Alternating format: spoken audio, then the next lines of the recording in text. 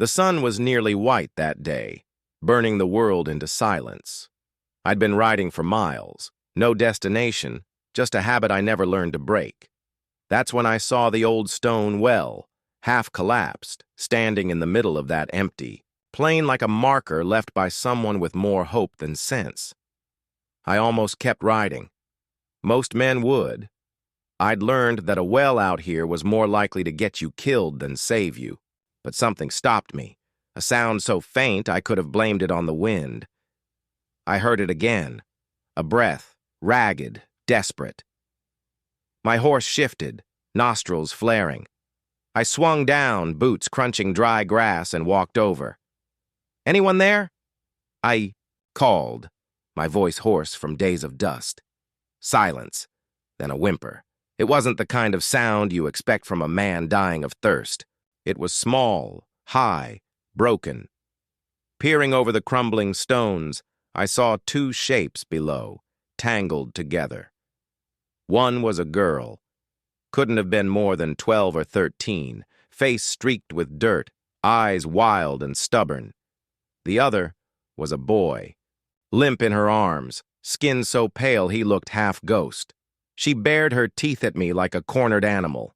I saw bruises, cuts, and, God help me, a brand burned onto her shoulder. Someone had marked her. The boy looked worse. "I ain't here to hurt you," I said, trying to sound softer than I felt. The girl glared. She clutched the boy tighter. I could see her ribs. I thought of riding on. There was nobody to witness, nobody to blame me if I turned my back. But I couldn't. I tied off my horse, lowered myself, and called down again. "Can you climb?" She shook her head, eyes wide. The boy groaned, barely conscious. There was an old rope in my saddlebag, frayed but better than nothing.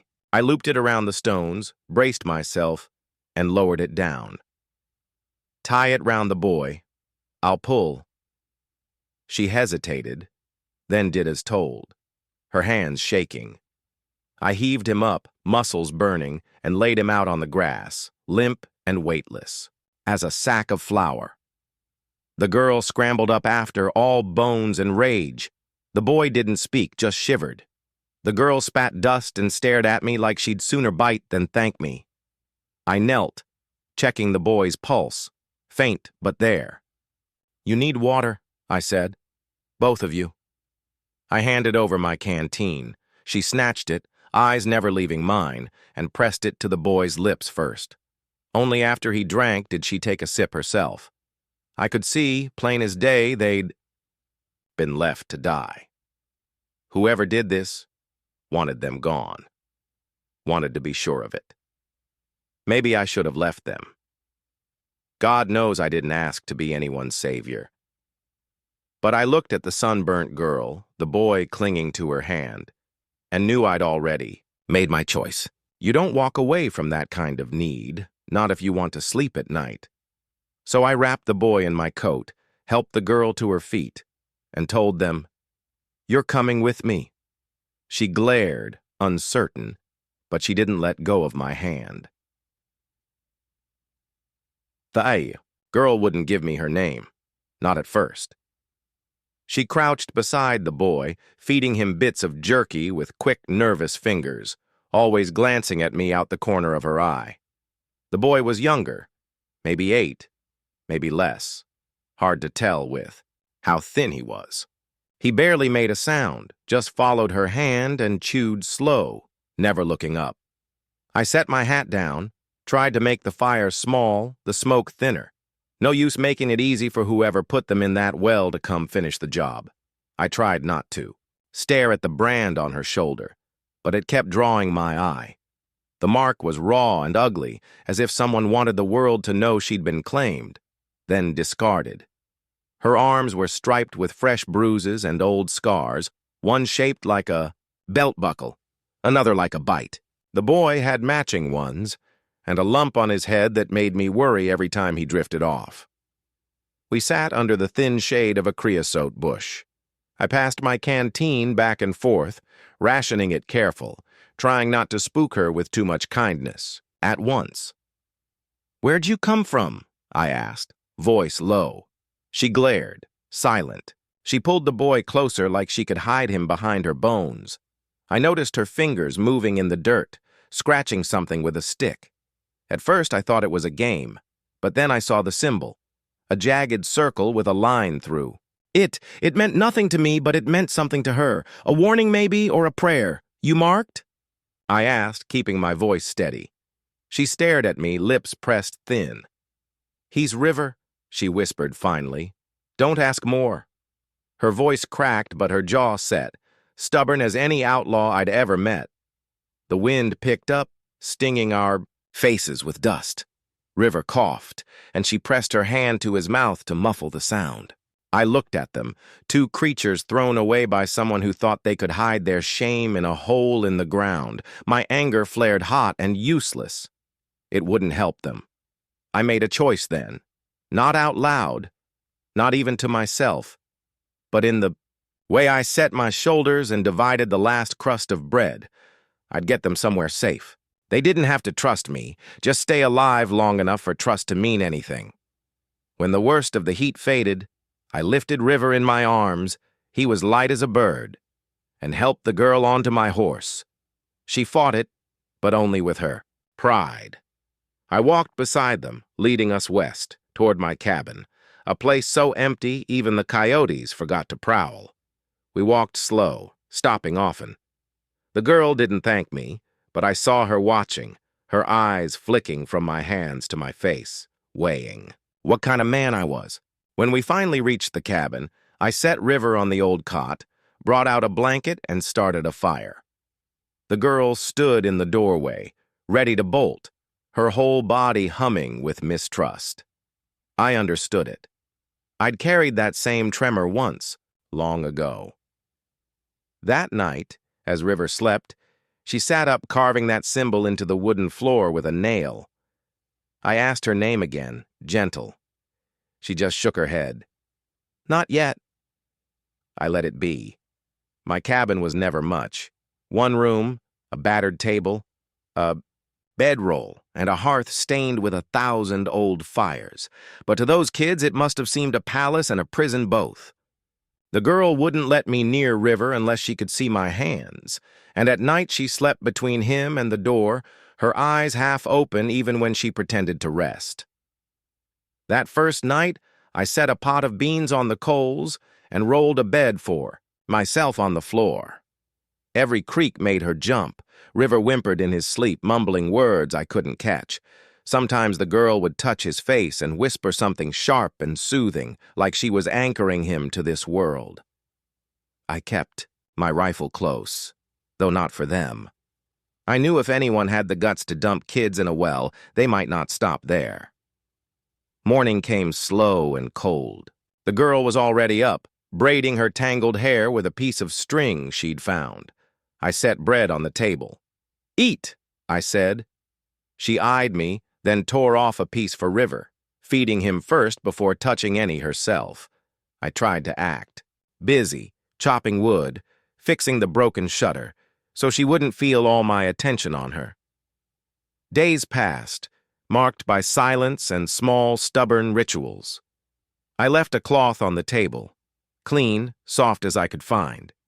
She didn't touch it at first, but one evening I saw her wrapping River's feet in it, gentler than I'd have guessed she could be. I whittled a comb from a scrap of cedar, left it where she'd find it. She used it, silent, smoothing her hair with slow, careful strokes, always watching me as if waiting for the price. Little by little, the lines in her face softened. She let River play with the carved animals I'd made. Awkward things. Nothing like real deer or rabbits, but enough to make the boy smile for the first time. I watched them, saw the way River's laughter came out broken and uncertain, like it had, to ask permission. Sometimes, when she thought I wasn't looking, the girl would curl up by the hearth. River's head in her lap, her own eyes red and tired. She'd trace that same mark in the dust with a fingertip. It was habit, maybe a ward against hope. I never asked questions. I just let things be, fixing meals, making sure there was always wood for the fire, water in the pot, blankets clean and dry. I talked when I had to, kept my voice low, and told no lies. Trust, I learned, isn't given. It's earned chip by chip with every quiet act. I saw the girl watching me as I stitched up River's torn shirt, her frown easing just a hair. That night. She didn't bolt upright when the wind rattled the door. By the end of the week, she started letting River come to the table on his own, sitting close but not blocking his way. I offered them apples from my small store, and she almost smiled. Just a flicker, gone in a blink. I realized slowly that whatever wounds I carried, old regrets, empty days, they weren't so different from theirs. Maybe that's why I kept at it, never pushing, never asking. I wanted them to choose trust, not owe it. We might have lived out the whole year tucked away in that cabin if the world hadn't come looking for us. But food was running low, River needed medicine, and I'd run out of ways to stretch what little we had. One cold morning, I told them we were riding into town. The girl bristled, eyes hard as flint, but she didn't argue. She wrapped River in my old coat, braided her hair tight, and kept her chin high. I saddled the horse and let her ride with River in front, walking beside them as we moved through the brittle, empty hills. Town was a place I'd learned to keep at arm's length. Too many eyes, too many tongues. But the moment we walked down the main street, I felt them all on us. The girl shrank into the collar of the coat. River clung to her, hands fisted tight in the cloth. We made for the general store. The owner, Mrs. Thistle, gave me a long, narrow look, but handed over what I asked for. Flour, salt, dried beans, a tin of balm for River's bruises. I paid, head down, grateful for silence. But trouble doesn't need much to find you. It was. The preacher, a man I'd avoided for years, who spotted us leaving. He called out, loud enough for the whole street to hear, "That her, then? The marked girl? Heard she was dead." The girl stopped short, breath frozen. Every head in the A store turned. Mrs. Thistle's hand went to her chest. The preacher stepped closer, his voice oily and righteous. "You know what that brand means. She's property. And the boy, he's not even kin." The girl's eyes filled with shame and fury. She drew River behind her, chin trembling but defiant. The preacher jabbed a finger at her shoulder, making sure everyone saw. "Those kids were left to the Lord's judgment. You got no right to interfere." I stepped between him and the children, voice flat. "They're not yours to claim. They're not anybody's." The townsfolk shifted, unsure. The preacher's lips twisted. "Law says different." I kept my stance, shoulders squared. "Law's not what left 'em in that well. You want to talk law? Talk to whoever did that." The preacher's face reddened. He hissed at the girl, "You'll answer for what you are." River whimpered, burying his face in her side. The girl looked at me, searching for something, mercy, strength I couldn't tell. I took her hand. "We're leaving," I said, making sure everyone heard. "You got a problem? Come find me. But you keep your hands off these children." We walked out under a sky bruised with storm clouds. The townsfolk parted, some ashamed, some just curious, a few whispering. The preacher spat at our feet as we passed, promising justice. I kept walking, the children close, feeling the weight of every eye. That day drew a line, us on one side, the world on the other. I knew trouble was coming. I could see it in the preacher's eyes, the way Mrs. Thistle locked her door behind us, the hush that followed us out of town. The children walked taller, but fear rode with us, heavy as a shadow. We barely spoke on the walk back, just the wind and our boots crunching frost, the world closing in. I watched the ridgelines, every tree and stone sharper than usual. When our cabin came into view, I saw it right away, a length of braided hair, pale and unmistakable, nailed to our fence post. A warning. My blood went cold. The girl saw it too. She said nothing, just squared her shoulders and pulled River closer.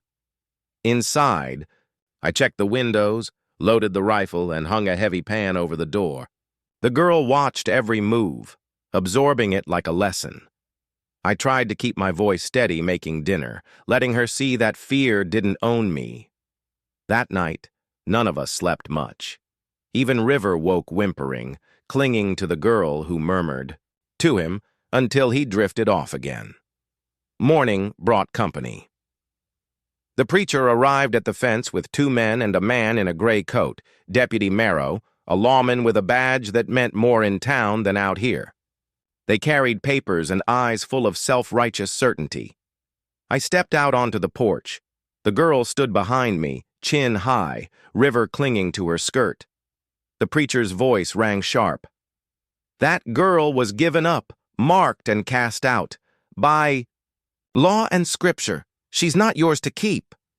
The deputy unfolded the paper. The court says she's to be remanded to her stepfather. The boy's not even mentioned. The girl's face went pale, but she didn't step back. She said, "I'm not going. River stays with me." Her voice was a crack in the ice. I told them, "You'll have to come through me." The preacher's lips curled. "Violence won't save you, son." I cocked the rifle, steady as I could. "It'll sure slow you down." The deputy hesitated, eyes darting from my gun to the children. The preacher started forward, hand raised. That's when the girl grabbed a rock and hurled it, hitting him square in the knee. He stumbled, cursing. The men wavered. The lawman looked, tired, less convinced by the preacher's fire. "You can't keep them forever," he warned. "We'll be back, and next time, more men." I didn't answer. I could feel the weight of what I'd done, crossed a line, declared myself enemy to the whole damn town if need be. They left, spitting threats and promises. The girl sagged against the doorframe, River silent, but watching. I told them, "We hold together. No one takes you from here, not while I draw breath." That night, I set up lanterns and traps, heart hammering as I patrolled the yard. The girl watched me, eyes fierce and grateful. River finally slept through till morning, arms tangled around his sister. The message was clear. The outside world wasn't done with us, but our line was drawn and we would not yield. We spent the next days turning our battered cabin into a fortress. The old front door, warped and splintered, came down. Together we built a new one, thicker, heavier, carved with 3 figures holding hands beneath a rising sun. The girl helped whittle the shapes, her hands steady, her gaze softer when she worked. River, still weak, sat close by, coloring scraps of wood with charcoal, drawing wild horses and suns with crooked rays. Every evening I walked the perimeter, setting traps and stringing wire. The girl asked about every knot, every trick. How to tell a friend from a foe by their tracks, how to keep a fire hidden at night. I taught her because it felt right, because I wanted her to know she wasn't helpless anymore. Inside, our little world began to change. The girl pinned her drawings to the walls, first tentative, then bold, filling the empty spaces with color and memory. River grew stronger, his laugh coming easier, his bruises fading. He called the girl Sis, and sometimes, when he thought I couldn't hear, he called me Pa. One evening, the girl braided her hair with a piece of blue thread she found in my sewing kit. She let River plait a clumsy second braid. When she caught me watching, she grinned, a flash of childhood finally breaking through the armor. But the shadows never fully left. At night, we saw small fires on the distant ridge, riders silhouetted against the flames. Sometimes I found boot prints near the creek, too fresh to be mine. The girl would stiffen at any noise, her hands curling into fists. I slept little, my rifle never far. One morning, a note was pinned to our new door with a hunting knife. No words, just the preacher's symbol, drawn in black ink. The threat was clear. They hadn't forgotten, and they were gathering. The girl stood beside me, eyes blazing. "They're coming," she said. I nodded, pride and fear tangled in my chest. We set to work. I showed her how to load the shotgun, how to patch a wound, how to hide River under the floorboards if things turned ugly. She listened hard, not flinching from any of it. But there was hope, too. That night, we huddled by the hearth. The girl pulled River close and whispered, "We're not what they called us. We're family now." Her words hung in the air, warmer than the fire. The days passed, tension mounting. The line between home and siege blurred, but we stood together, bracing for the storm the world was set to bring. They came at dawn, as I always figured they would. First, the crunch of boots on frost, then voices, rough and righteous, cutting through the quiet. I watched through a crack in the window as the preacher strode up the path, flanked by the deputy and half a dozen men, including the girl's stepfather, broad-shouldered, cold-eyed, the kind of man who never looked sorry for anything. I told the children to stay low. River hid under the floor, clutching a slingshot I'd carved for him. The girl stood at my side, rifle clutched tight, jaw set. She'd braided her hair with that blue thread, a flag almost. The preacher banged on the new door, his voice carrying. "This is the Lord's last warning. Hand over the marked ones or face justice." The stepfather's glare burned a hole in the wood. The deputy shifted, uneasy. I cracked the door open, rifle ready. "You're not taking them. Not today. Not ever." The preacher's eyes narrowed.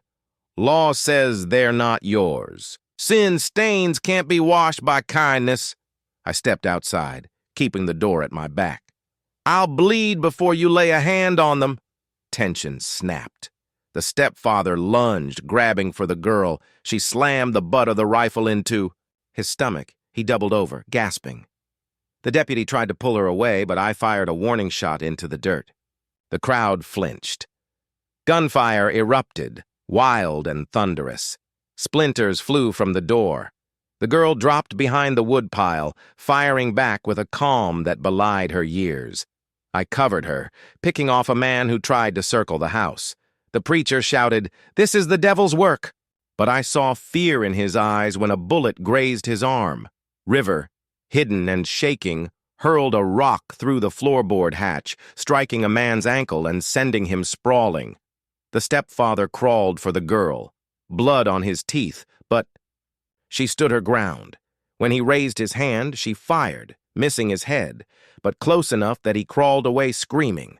The shooting slowed, then stopped. The preacher, wounded, clutched his arm. The deputy dropped his gun and raised his hands. The stepfather staggered off, cursing and bloody. One by one, their men lost heart, retreating into the brush. I let out a breath I hadn't known I'd been holding. The girl came out, covered in dust, eyes shining with something fierce and alive. River peeked out, tears streaming, but grinning through them. We'd held them off. The world had come to claim what it thought was its own, and we'd said no, loud, unyielding, together. After the shooting, the world went quiet. So quiet I could hear the wind breathing through the eaves, the slow drip of thawing ice from the roof. The preacher and his men vanished into the trees, leaving only blood in the snow and the echo of their threats. For a long while, none of us moved. River crawled out from under the floor, clutching his slingshot like a shield, face streaked with dirt and victory. The girl's hands trembled as she reloaded the rifle, but her eyes never left the door until I gently placed my hand on her shoulder. We spent that day mending what we could. I patched bullet holes in the walls, nailed the new door back in place, and let the children draw over the scars. Bright colors, stick figures, suns with wild rays. River pressed his palm into wet paint and left a print above the latch. "Now they'll know it's ours," he whispered. The girl smiled, the first true smile I'd ever seen from her. That night, snow began to fall, erasing the tracks of our enemies, laying a hush over the hills. We sat close around the hearth, letting the silence heal what noise had shattered. River, still shaking, asked, Are we the shadows on the door? He pointed to the carved shapes, 3 figures holding hands beneath the rising sun. The girl looked at me, then at him, and said, "No, we're the light behind them. The shadows are what's gone." She spoke with certainty, a kind of quiet pride that made me ache with relief. I took my knife and carved words above the door. Chosen, not claimed. The girl traced each letter with her finger, grounding herself in every line. River fell asleep with his head on her lap, snoring softly, peace finally claiming his dreams. Outside, the storm erased the last evidence of those who'd tried to take them. Inside, we painted over the scars, filled the cabin with laughter, and made the walls remember joy instead of pain. I never asked for this family. Maybe I never deserved it. But as I watched the firelight dancing on the girl's braided hair and River's painted handprint, I knew we'd all been rescued, in one way or another. They chose to stay, and in doing so, gave me a reason to stay too. I'd fight for that every day, for as long as I had breath left.